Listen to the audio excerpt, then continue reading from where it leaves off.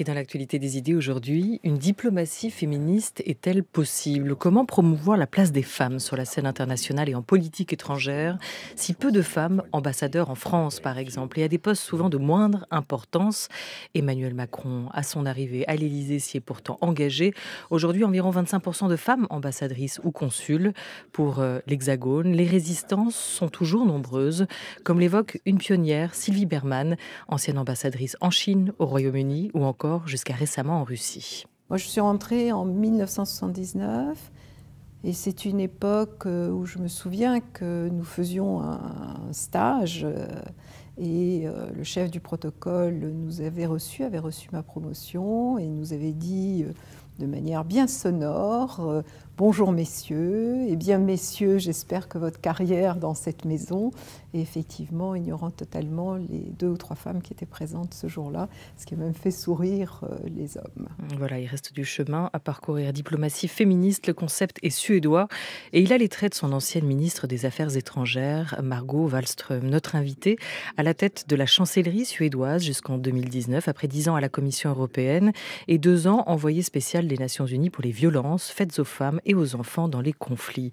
Le documentaire The Feminister de Victor Nordskold, présenté au FIPADOC, qui a ouvert ses portes hier et qui se tient jusqu'au 26 janvier à Biarritz, raconte son action. Bonjour madame, bonjour Margrethe Wallström. Bonjour. Merci d'être avec nous. Merci. Et bonjour à votre voix française, Robert Wolfenstein. Bonjour. Bonjour. Diplomatie féministe. Qu'est-ce que vous mettez derrière ces 2 mots? Est-ce que c'est juste une question d'incarnation? Une femme ministre des Affaires étrangères ou une femme diplomate? Est-ce que c'est un peu plus que ça, c'est-à-dire aussi un principe d'égalité? Ou est-ce que ça va même encore plus loin? Est-ce que derrière diplomatie féministe, vous mettez un sens à l'action menée? Actually, I pronounced a feminist foreign policy. Moi, je parle de politique étrangère féministe. Et pourquoi je choisis ce vocable? Parce qu'il faut commencer à regarder la réalité en face. Il y a trop peu de femmes autour de la table de négociation, il y a trop peu de femmes qui servent de médiateurs, ou plutôt de médiatrices, ou de négociatrices. Et en même temps, on reconnaît le rôle très particulier que les femmes peuvent jouer dans des situations aussi bien de paix que de guerre. Et ce que nous savons de notre expérience, c'est que s'il y a davantage de femmes, il y a davantage de paix. Et on constate encore qu'il y a beaucoup de processus discriminatoires à l'encontre des femmes dans le monde entier. Et donc, il nous paraît nécessaire de se servir de cette politique étrangère féministe comme véritable outil pour faire avancer les choses. Donc c'est une question de démocratie, mais en même temps c'est un outil tout à fait pratique pour faire changer le monde. Là où il y a plus de femmes, il y a plus de paix. Ça, c'est pas un lieu commun? It's true. From what we know, c'est pas simplement un lieu commun, c'est bien les faits. On a constaté que lorsque les femmes sont incluses dans la délégation de négociation, si elles sont autour de la table pour signer des accords de paix, l'expérience nous montre qu'il y a davantage d'options qui sont mises sur la table et les accords de paix sont susceptibles de durer plus longtemps. C'est constaté, c'est un fait, et en fait on peut assez facilement le comprendre. Pourquoi? Parce que les femmes, d'abord, représentent à peu près la moitié de la population humaine. Sans elles, comment peut-on espérer préserver la paix? Je crois que là, c'est un enseignement que nous avons tiré de l'expérience, et au cours de nos 2 années en tant que membre permanent du Conseil de sécurité des Nations Unies, la Suède a pu veiller à ce que les résolutions votées là incluaient justement des éléments concernant le rôle des femmes dans le maintien de la sécurité. D'ailleurs, nous avons été amenés à briefer le Conseil de sécurité en incluant justement des femmes pour faire justement les briefings. Tout cela a été pris en compte jusqu'au plus haut niveau des Nations Unies. Pourquoi vous soulevez cette question? Mais est-ce qu'au fond, ça tiendrait à des qualités intrinsèques des femmes, culturelles aussi, éventuellement?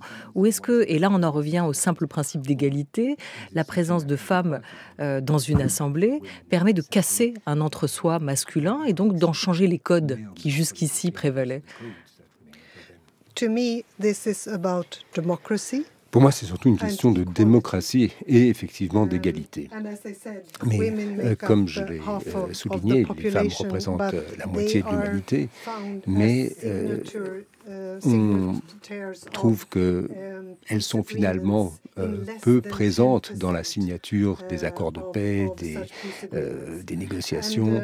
Je crois qu'il y a moins de 10% des accords de paix qui sont signés par des femmes. Ce qui est clair aussi, c'est que les femmes ne doivent pas simplement se considérer comme des victimes. Elles veulent pouvoir assurer le changement de leur propre existence, d'être associées aux décisions qui concernent l'avenir de leur pays. Et surtout, justement, en matière de paix et de sécurité, ce que nous savons, c'est que les femmes jouent un rôle crucial dans les négociations, dans les guerres, les conflits actuels. Ce que l'on constate, c'est que les femmes, bien entendu, sont touchées, en tant que victimes, enfin en tant que civiles, elles sont des victimes de la guerre moderne, des conflits, c'est clair. Mais il y a des responsabilités qu'elles peuvent prendre pour que la vie continue. C'est encore les femmes qui s'occupent des enfants, qui s'assurent que la société ou qu'un simple village puisse continuer à fonctionner. Et il me semble que c'est vraiment une question de démocratie, de veiller à ce que les femmes puissent jouer leur rôle et soient représentées, prises en compte, même dans des situations de guerre ou de conflit. Vous auriez pu vous contenter d'être une femme en politique, c'est-à-dire une fois arrivée là, et on va revenir sur les obstacles que vous avez pu rencontrer durant votre parcours, Margot Wallström. Une fois arrivée là, vous avez choisi de faire la promotion de cette politique étrangère féministe, c'est-à-dire de tenter d'ouvrir des portes pour les autres aujourd'hui et éventuellement pour les prochaines. Quelle réception, d'abord chez vous, dans votre pays, de cette idée de diplomatie féministe? Est-ce que ça a fait sourire les hommes autour de vous, ou est-ce que vous avez tout de suite reçu le soutien de vos pairs? Eh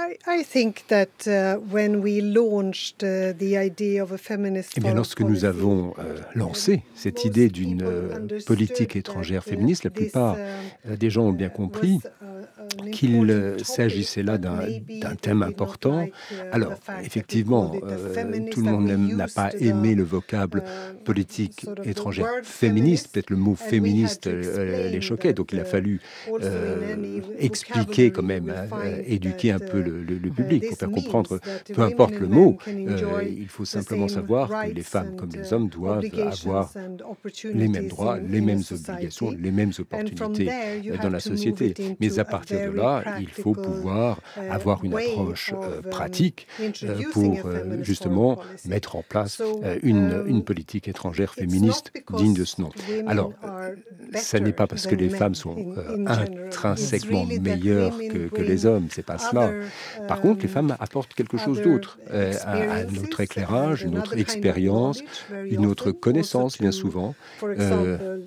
Par exemple, justement, dans des négociations, dans des médiations, les femmes peuvent apporter quelque chose de nouveau.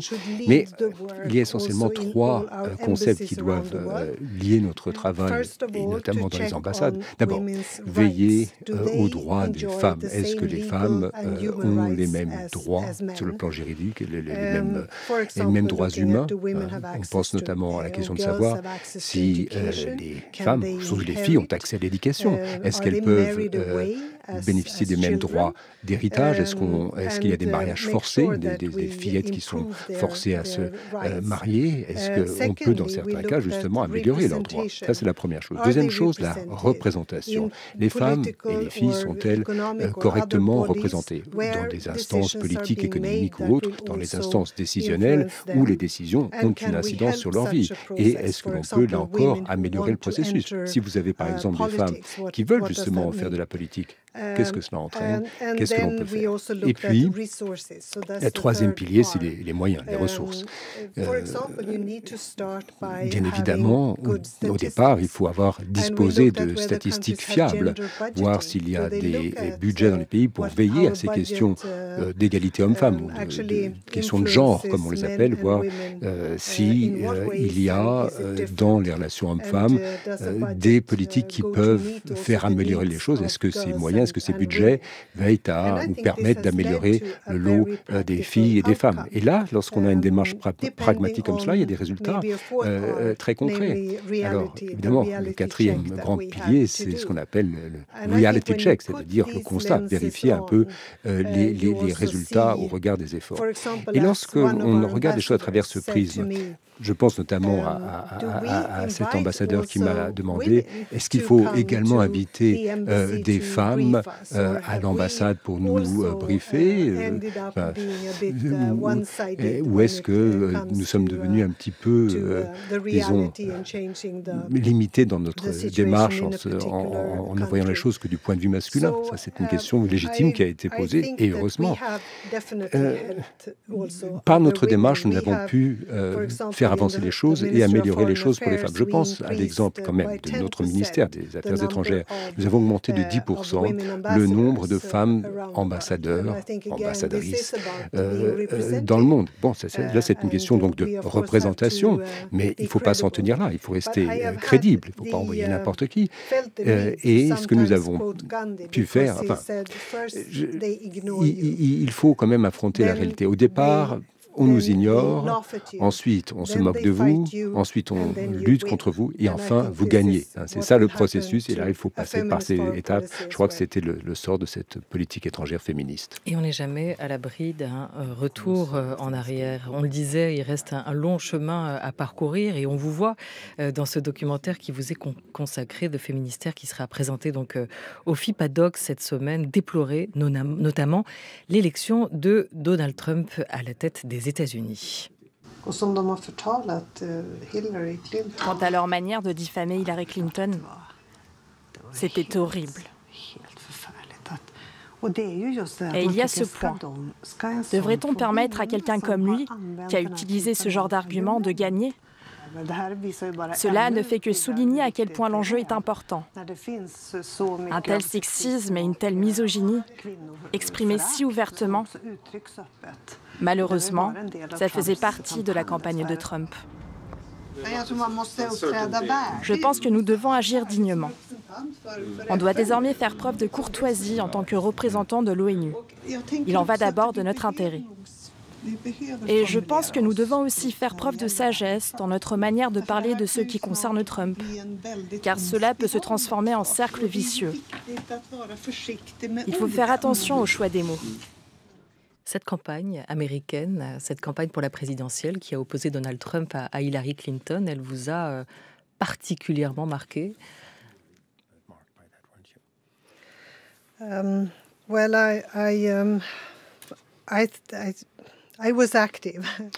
Marqué, oui. Enfin, moi-même, en tant que ministre des Affaires étrangères à l'époque, j'étais très active. Nous avions la possibilité d'avoir une femme secrétaire générale des Nations Unies et, bien entendu, une femme présidente des États-Unis. C'était une situation historique. Alors, nous avons un excellent secrétaire général des Nations Unies, mais enfin, ce n'est toujours pas une femme. Et ce que nous avons vu sous le président Trump, c'est malheureusement effectivement un retour en arrière sur des questions très importantes qui justement touchent les femmes et ce qui concerne notamment les droits sexuels, génésiques.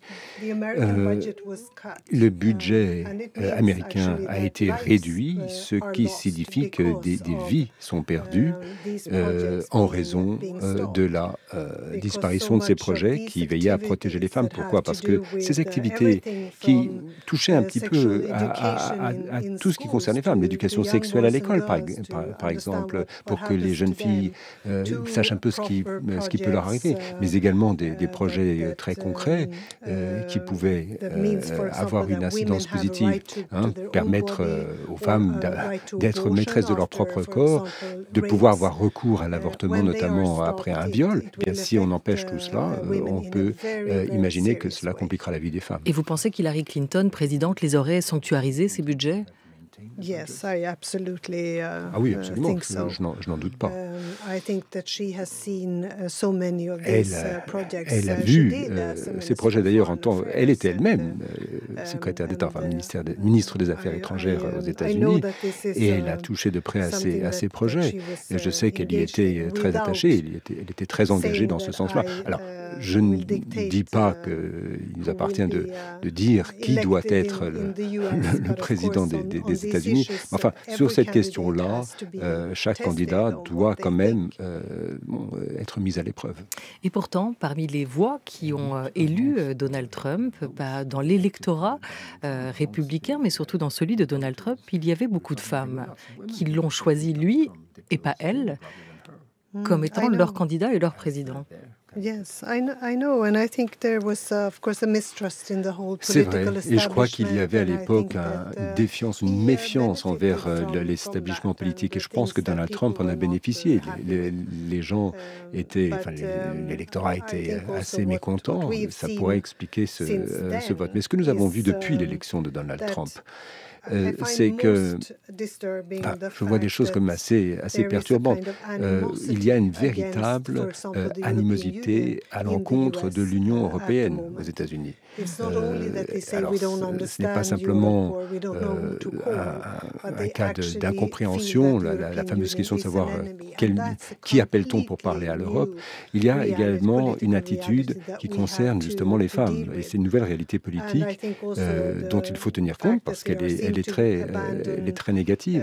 Il semblerait qu'il faille maintenant abandonner un certain nombre d'accords internationaux ou même d'interrompre des négociations internationales. Enfin, tous ces mouvements multilatéralistes semblent maintenant être perdus dans ce nouveau contexte américain. Et vous avez été dans 2 commissaires européennes, dans la commission Prodi puis la commission Barroso. Aujourd'hui, la bonne échelle pour agir, pour porter cette diplomatie féministe, d'après vous, Margot Wallström, quelle est-elle ? Ce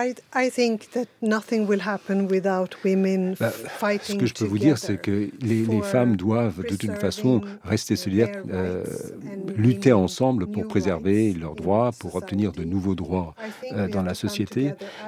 C'est en tant que femmes que nous devons nous rassembler, comme nous l'avons fait lorsqu'il s'agissait de lutter contre les violences envers les femmes, contre les discriminations, et que sais-je. Ça, c'est notre façon d'agir, ce sera notre façon d'avancer, de faire bouger les choses.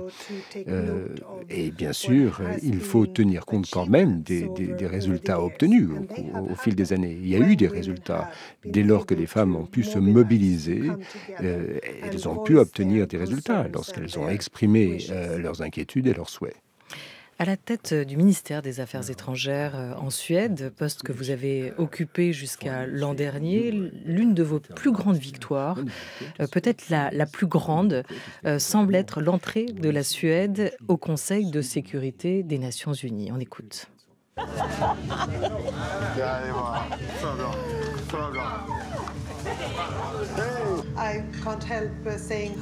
Je ne peux pas m'empêcher de dire à quel point je suis fière et heureuse. On va présider le Conseil pendant le premier mois, et ce pourrait être au moment où une autre femme préside les Nations Unies pour les États-Unis.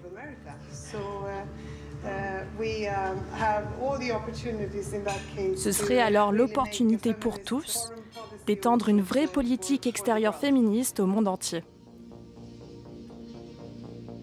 Voilà, extrait du documentaire The Feminister qui vous est consacré et qui est présenté cette semaine au FIPADOC à Biarritz demain pour une première projection. Margot Wallström, Pourquoi cette entrée de votre pays, la Suède, au Conseil de sécurité des Nations Unies est probablement, ou semble être la victoire la plus importante pour vous? Qu'est-ce que ça dit de votre engagement, à vous, durant toutes ces années sur la scène internationale?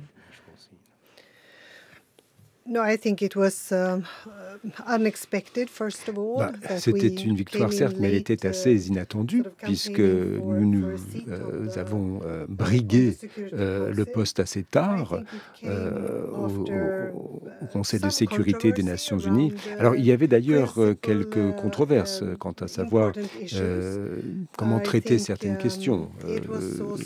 Et puis, je crois que quand même notre arrivée a démontré que le Conseil nous faisait confiance, souhaitait nous voir en son sein. Vous voyez qu'on n'avait pas d'arrière-pensée, d'agenda secret, que nous œuvrions véritablement pour la coopération internationale au sein des Nations Unies. Ça, je crois que les gens ont pu le constater. Mais en même temps, toute cette histoire le lancement du concept de politique étrangère féministe, en soi, a été un succès pour la Suède. D'ailleurs, la semaine dernière encore, le Mexique a annoncé qu'une politique étrangère féministe serait menée par ce pays. Le Canada avant lui, d'autres pays reprennent cette idée en constatant que c'est une politique intelligente qui peut donner des résultats. Et c'est vraiment une question pas simplement de femmes, c'est une question de paix, de sécurité. C'est essentiel de mener une telle politique pour avoir des résultats dans ces grands dossiers. Et donc, il s'agissait de veiller à bien reconnaître que les femmes soient mieux représentées, que les femmes soient véritablement autour de la table de négociation sur des questions de paix et de sécurité. Et là, je crois que nous avons réussi à le faire comprendre. Et dans le texte des résolutions, justement, du Conseil de sécurité des Nations Unies, on a pu faire bouger les choses par cette présence. Notre ambassadeur aux Nations Unies, Olaf Skål, m'a dit que quelquefois elle avait l'impression que c'était à lui qui devait lever la main, poser la question de savoir où sont les femmes. C'était toujours à lui que revenait ce rôle ingrat. Mais au bout du compte, on se dit quel a été le résultat de tout cela.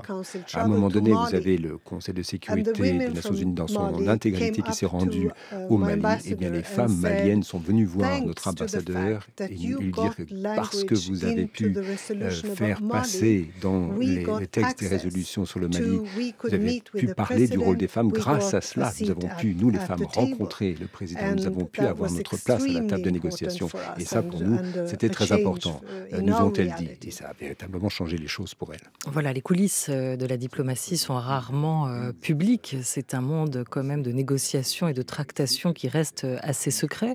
C'est pour ça que vous avez accepté, Margot Wallström, qu'une caméra vous suive pendant tous ces mois, accepté d'être filmée par souci d'exemplarité.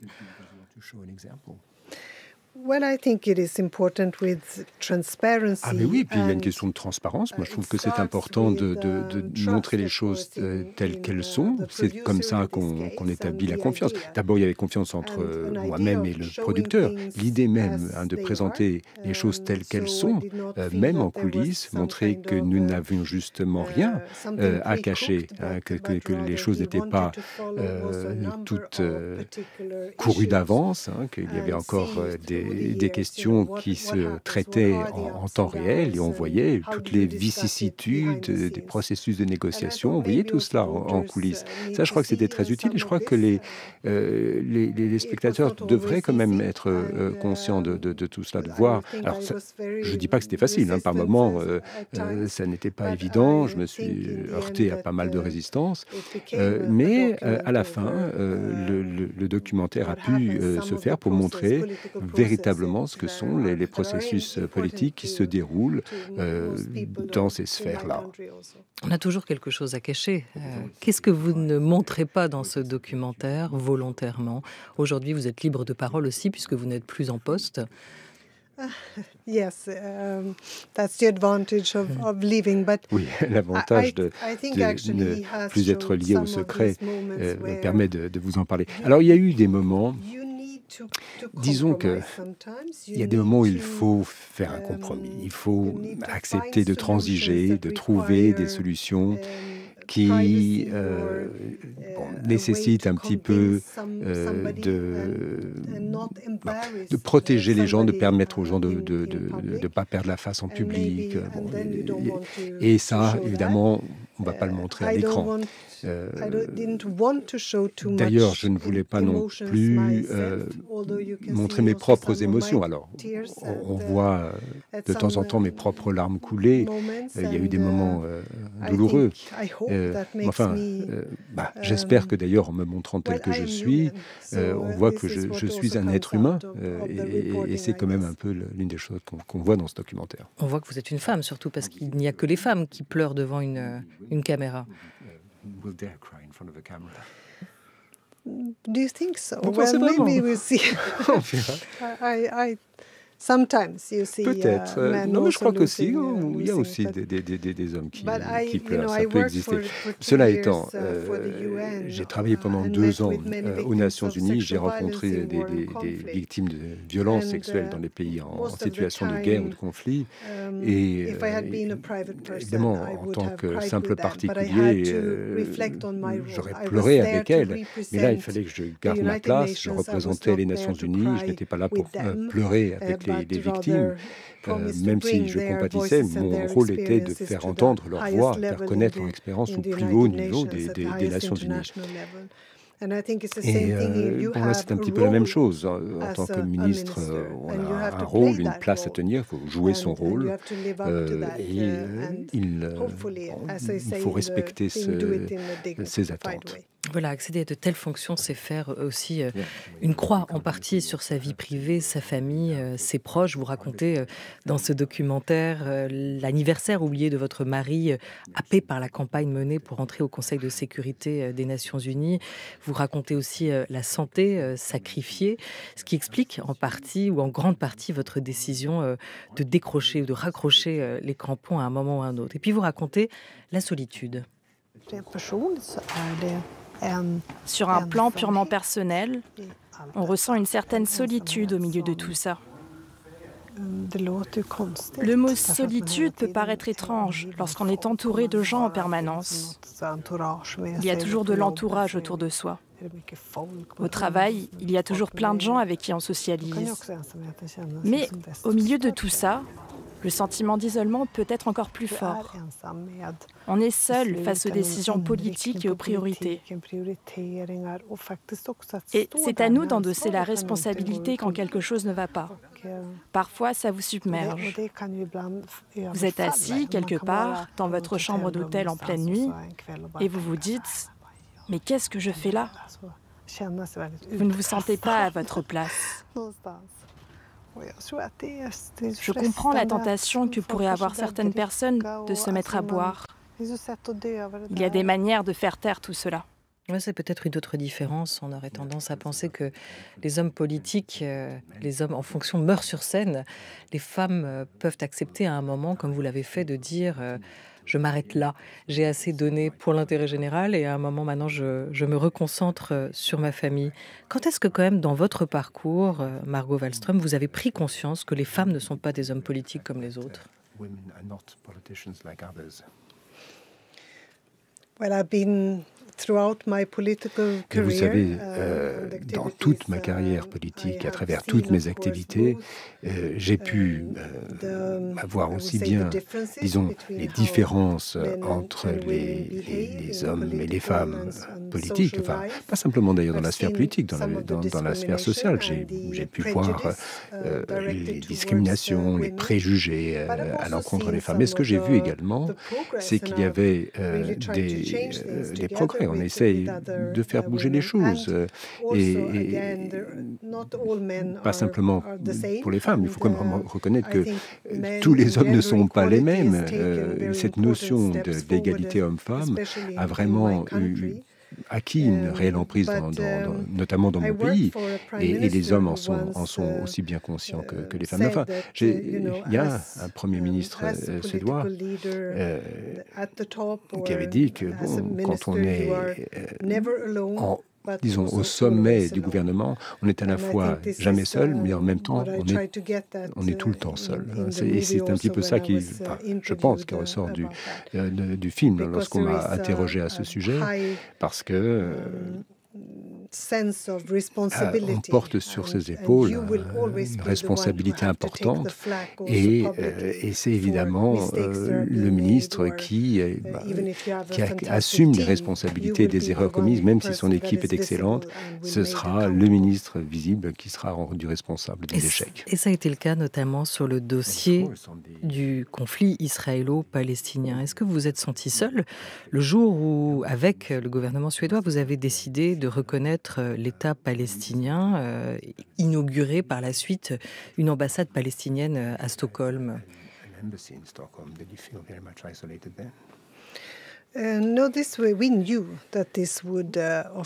savions d'avance que cette reconnaissance entraînerait des réactions très violentes. Alors heureusement, au sein de l'Union européenne, il y avait d'autres pays, notamment la France, qui ont souhaité nous accompagner et voir comment nous pourrions faire avancer justement les choses sur cette question, tout en restant ferme sur la question l'idée d'une solution à deux États qui a toujours été la position européenne. Et donc il ne fallait pas se départir de cette notion. Certes, nous avons pris un pas audacieux en quelque sorte, nous attendions à des réactions et il fallait les assumer. Mais effectivement, ça n'a pas été facile. Ça n'a pas été facile. Et puis, j'ai subi des attaques ad hominem, aussi bien d'ailleurs verbales que des menaces de mort et que sais-je sur les réseaux sociaux. Donc ça n'a pas été facile. Mais pour autant, nous ne regrettons pas cette décision, puisque finalement, elle aboutit à faire avancer les choses. En tout cas, a pu au moins donner un nouvel espoir aux jeunes générations du Proche-Orient qui voient que la situation actuelle n'est pas tenable et qu'elle ne peut pas continuer ainsi. Voilà, elle a une capacité rare à provoquer des remous, a dit de vous un jour l'une de vos opposantes, le chef de file de l'opposition en Suède. La diplomatie féministe, a noté aussi la tribune conjointe de Jean-Yves Le Drian et de Marlène Schiappa, parue l'an passé, qui plaide dans le sillon de ce que vous avez toujours défendu pour une égalité au sein de ce monde, au sein des affaires étrangères, ici en France, du ministère jusqu'aux ambassades. The Feminister, le film qui vous suit, qui vous raconte, est à voir cette semaine au FIPADOC à Biarritz, avant d'être diffusé bientôt, prochainement, sur nos télés. Il est signé Victor Nordenskjöld. Merci beaucoup à vous d'avoir été avec nous et merci à votre voix française, Robert Wolfenstein. Merci. Merci à vous. Un grand merci à toute l'équipe de la Grande Table, à Oriane Delacroix et Henri Leblanc, à Jean-Christophe Brianchon et Laura Dutèche-Pérez, avec l'aide précieuse de François Bréus et de Sophie Marty. À la réalisation aujourd'hui, c'était Éric Lancien avec Théo Gomard, à la technique et à la vidéo, Jordan Fuentes. Très bel après-midi à tous sur France Culture.